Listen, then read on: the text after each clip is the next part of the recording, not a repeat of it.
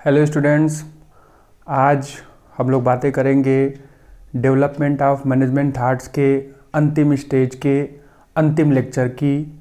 और वो है आपका मॉडर्न अप्रोच। और मॉडर्न अप्रोच के अंतर्गत हम उसके लास्ट अप्रोच जो कि हमारा कॉन्टिंजेंसी अप्रोच है उसका डिस्कशन करेंगे।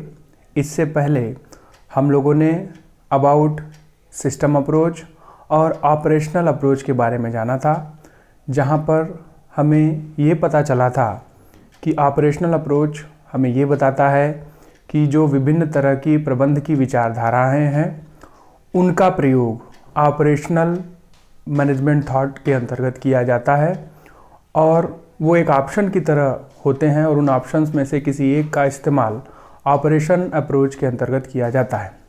फिर हम लोगों ने मैनेजमेंट के एक और रूप को देखा जो कि हमें सिस्टम अप्रोच के रूप में सामने आया।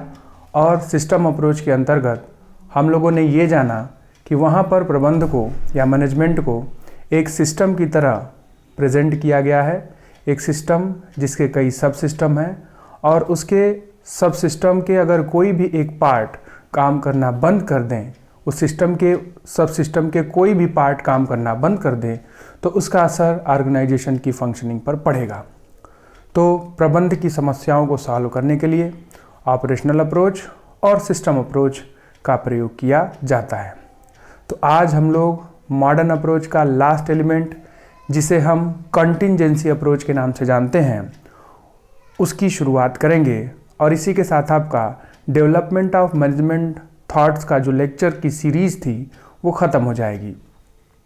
तो चलिए हम लोग देख लेते हैं कॉन्टिंजेंसी अप्रोच क्या बोलता है। कॉन्टिंजेंसी अप्रोच को हिंदी में परिस्थिति जन्य विचारधारा का नाम दिया गया है या दिया जा सकता है।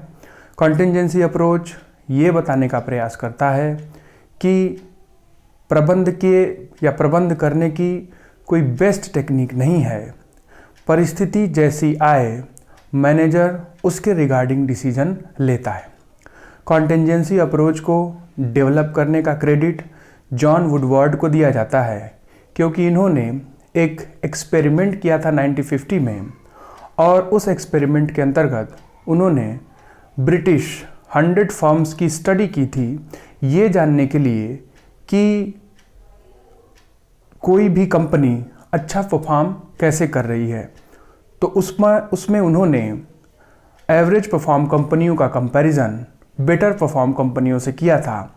और जिसके जो उसका कंक्लूज़न निकला या जो उसका नतीजा निकला उसे उन्होंने कॉन्टिंजेंसी अप्रोच का नाम दिया। तो इसका अध्ययन हम करेंगे और कॉन्टिंजेंसी अप्रोच के बारे में जो भी बातें हैं, जो भी चीज़ें हैं, वो आपके सामने जैसा अब तक हम लोग डील करते आए हुए हैं लिखी हुई हैं और मैं आपको उसे बताने का पूरा प्रयास करूँगा। ये हमारा लास्ट अप्रोच है डेवलपमेंट ऑफ मैनेजमेंट थॉट का और इसी के साथ ये सीरीज आपकी ख़त्म भी हो जाएगी। तो चलिए हम लोग देख लेते हैं कि कॉन्टिंजेंसी अप्रोच क्या बोलता है। The contingency viewpoint developed in 1950। तो जैसा अभी मैंने आपको बताया कि ये जो परिस्थिति जन्य विचारधारा है ये 1950 में विकसित हुई थी। When a research team was headed by John Woodward, जहाँ जॉन वुडवर्ड ने एक रिसर्च टीम को हेड किया था। An industrial sociologist John Woodward, जो कि एक औद्योगिक समाजशास्त्री थे, undertook the study of 100 British firms of different sizes. उन्होंने 100 ब्रिटिश फर्मों का जो कि अलग अलग साइजेस की थी उनका अध्ययन किया। प्रोड्यूसिंग डिफरेंट प्रोडक्ट्स, जो कि अलग अलग तरीके के उत्पाद बनाती थी। तो यहाँ पर यह बताने का प्रयास किया जा रहा है कि जॉन वुडवर्ड ने 100 ब्रिटिश फर्म का अध्ययन किया और वो फर्म अलग अलग साइजेस की थी और अलग अलग उत्पाद बनाती थी।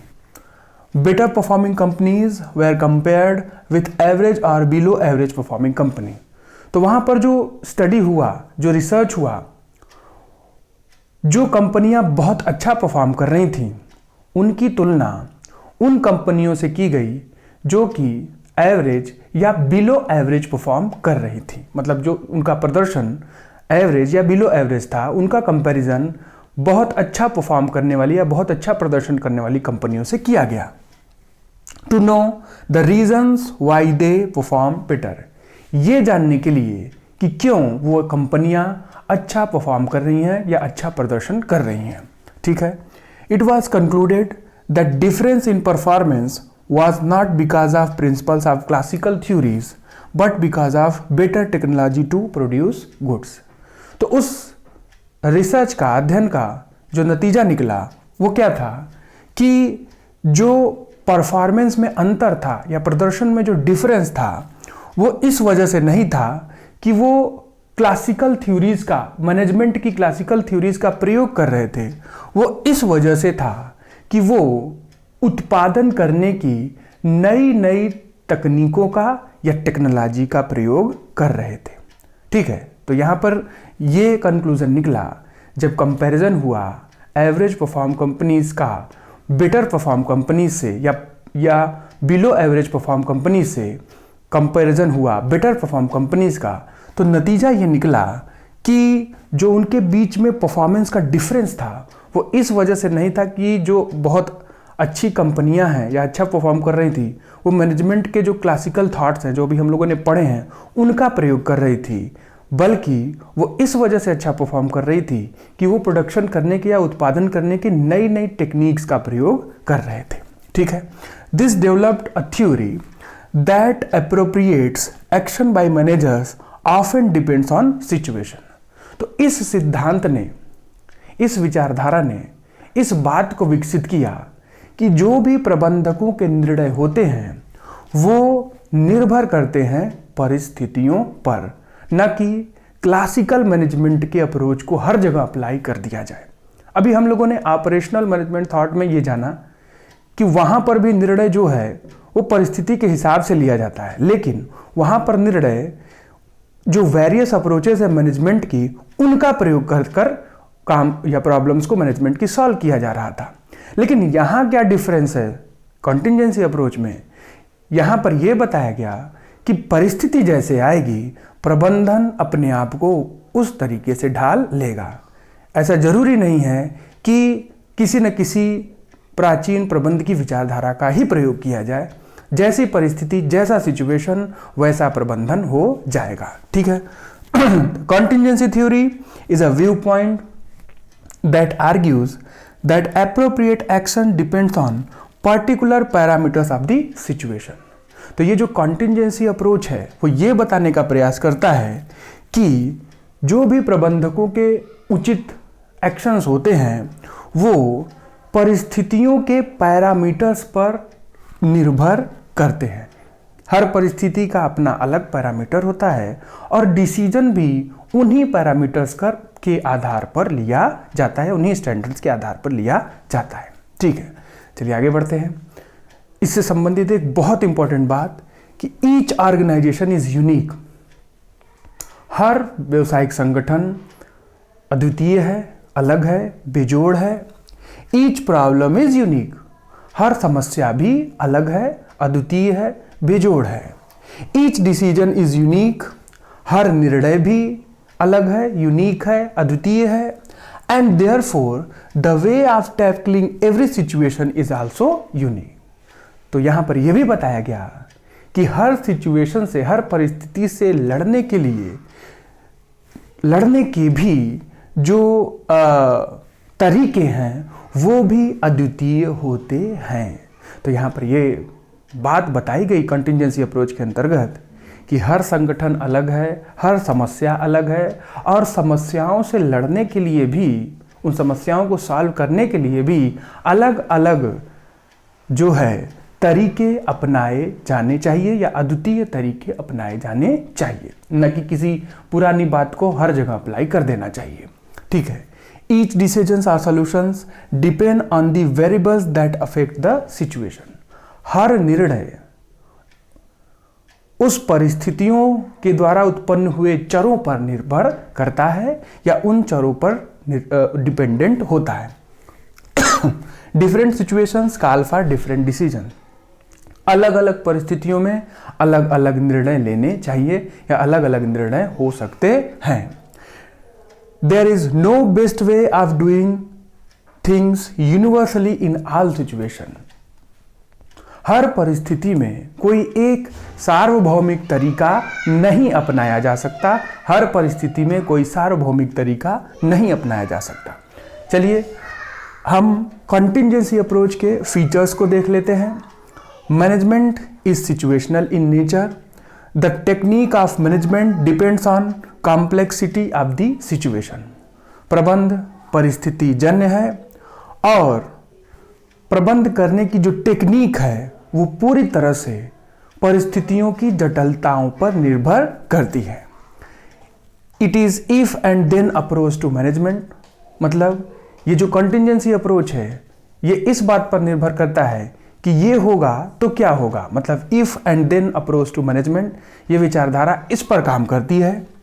इफ वर्कर्स हैव, यहाँ पर एक एग्जाम्पल दिया गया है कि कंटिंजेंसी अप्रोच किस तरीके से एक्टिव हो सकता है या किस तरीके से उसका अनुपालन किया जा सकता है कि if worker have strong physiological needs. हम लोगों ने मोटिवेशन पढ़ा है कि कर्मचारियों को काम करवाने के लिए उन्हें अभिप्रेरित किया जाता है और अभिप्रेरणाओं की अलग अलग टेक्निक्स होती हैं। फाइनेंशियल मोटिवेशंस होते हैं और नॉन फाइनेंशियल मोटिवेशंस होते हैं।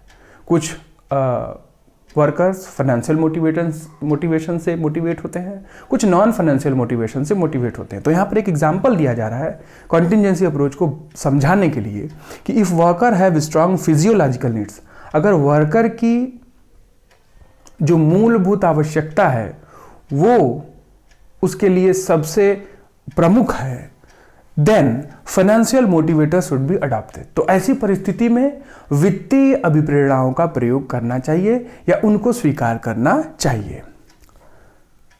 If they have strong higher order needs, अगर उनकी आवश्यकता का अनुक्रम उच्च तरीके का है, मतलब फिजियोलॉजिकल नीड से ऊपर है, then non financial motivator should be adopted. तो ऐसी परिस्थिति में अवित्तीय अभिप्रेरणाओं का प्रयोग करना चाहिए। मतलब जब हम बात करते हैं फाइनेंशियल मोटिवेशन की तो वहाँ पर धन या धन से संबंधित अभिप्रेरणाएं दी जानी चाहिए, और जब हम नॉन फाइनेंशियल मोटिवेशन की बात करते हैं तो ये वो सिचुएशन होती है जहाँ पर वर्कर को हायर ऑर्डर नीड्स की आवश्यकता हो सकती है। तो इसे सेटिस्फाई करने के लिए उन्हें अवित्तीय प्रेरणाएं, जिसमें जॉब प्रमोशन, डिसीजन लेना, बोर्ड में जगह देना, ये सारी चीज़ें शामिल हो सकती हैं। तो उस तरीके से उन्हें अभिप्रेरित किया जाए या उनको स्वीकार किया जाए। ठीक है। Last feature, management principles are not universal in nature. प्रबंध की जो भी टेक्निक्स हैं, जो भी प्रकृतियां हैं, वो सार्वभौमिक नहीं हैं। मतलब हर जगह उनका प्रयोग नहीं किया जा सकता। As there is no best style of management. और अंत में ये कहने का प्रयास कर रहा है कि प्रबंध करने का कोई भी बेस्ट तरीका नहीं है। जैसी परिस्थिति आएगी, मैनेजर उस परिस्थिति के रिगार्डिंग या उस परिस्थिति के अनुसार निर्णय लेगा, न कि वो जो फंडामेंटल्स क्लासिकल अप्रोचेज हैं उनका प्रयोग करे और सिचुएशन को सॉल्व करे। उनका प्रयोग हर जगह नहीं किया जा सकता। जैसी परिस्थिति आएगी वैसा मैनेजर डिसीजन लेगा। इसी बात को कंटिंजेंसी अप्रोच या परिस्थिति जन्य विचारधारा बताने का प्रयास करता है।